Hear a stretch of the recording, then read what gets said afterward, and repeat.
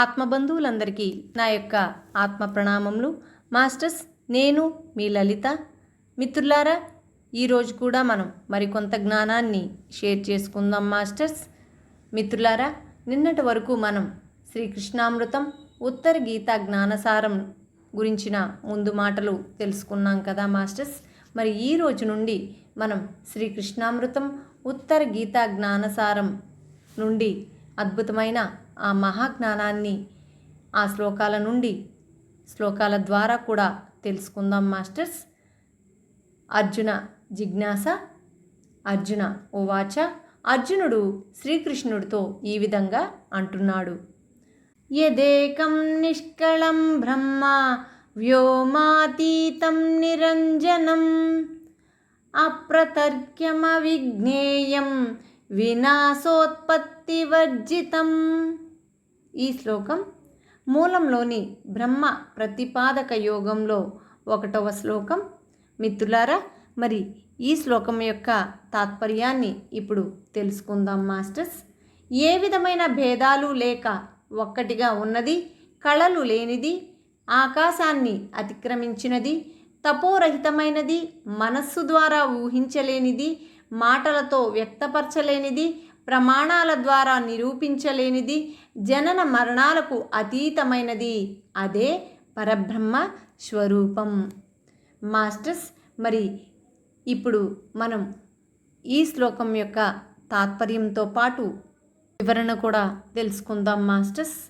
సమస్త సృష్టికి అంతర్భూతమైన మూలమైన అవ్యక్త మూల చైతన్యం ఏదైతే ఉందో అదే పరబ్రహ్మం, బ్రహ్మ పదార్థం. పరమాత్మ, సర్వాత్మ, బ్రహ్మాత్మ.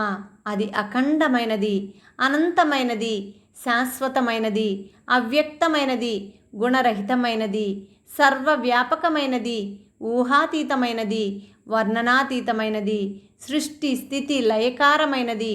అటువంటి సర్వాత్మను గ్రహించగలగడమే మానవ జీవిత పరమావధి.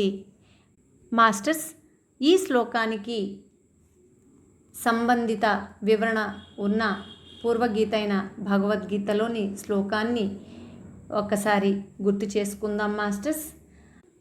అవిభక్తం చ భూతేషు విభక్తమివ చ స్థితం భూతభర్తృ చ తజ్ఞేయం గ్రహిష్టు ప్రభవిష్టు చ.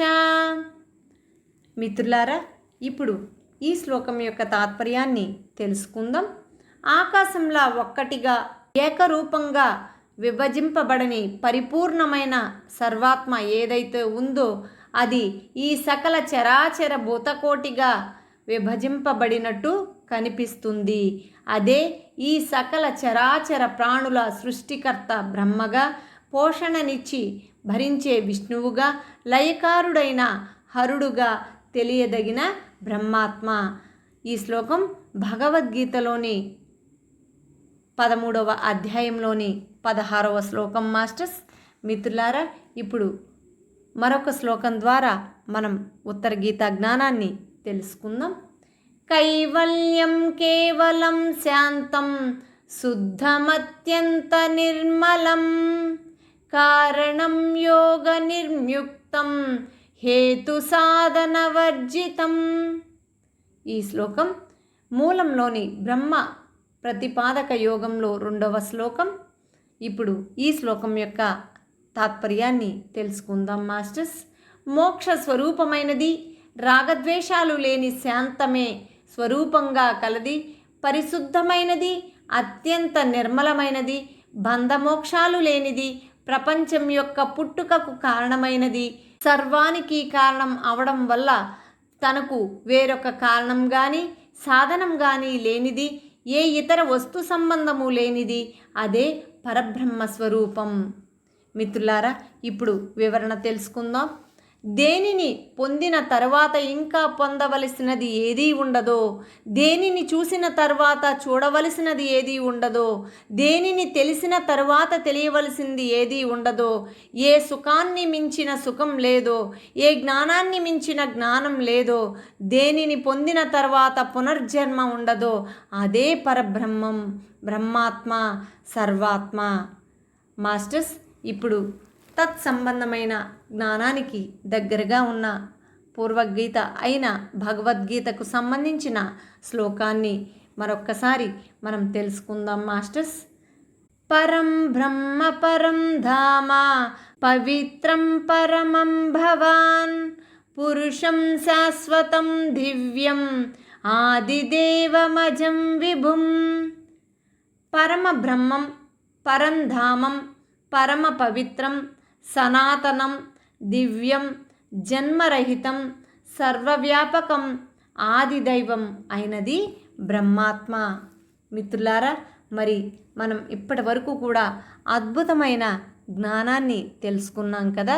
ఉత్తర గీత జ్ఞానసారం నుండి ఆ జ్ఞానంతో పాటు తత్సంబంధమైన పూర్వగీత అయిన భగవద్గీత యొక్క శ్లోకాలను కూడా మనం తిరిగి అధ్యయనం చేయడం జరిగింది కదా మాస్టర్స్. మరి ఇంత అద్భుతమైన మహాజ్ఞానాన్ని మనం పొందడానికి సిద్ధంగా ఉన్న మనకు మనం చక్కగా మరొక్కసారి కృతజ్ఞతలు చెప్పుకుందాం. అలాగే మాస్టర్స్, ఈ యొక్క జ్ఞానాన్ని అందరికీ షేర్ చేద్దాం మాస్టర్స్. మరిన్ని వీడియో నోటిఫికేషన్స్ కోసం ఈ ఛానల్ను సబ్స్క్రైబ్ చేయండి, లైక్ చేయండి, షేర్ చేయండి. Thank you very much.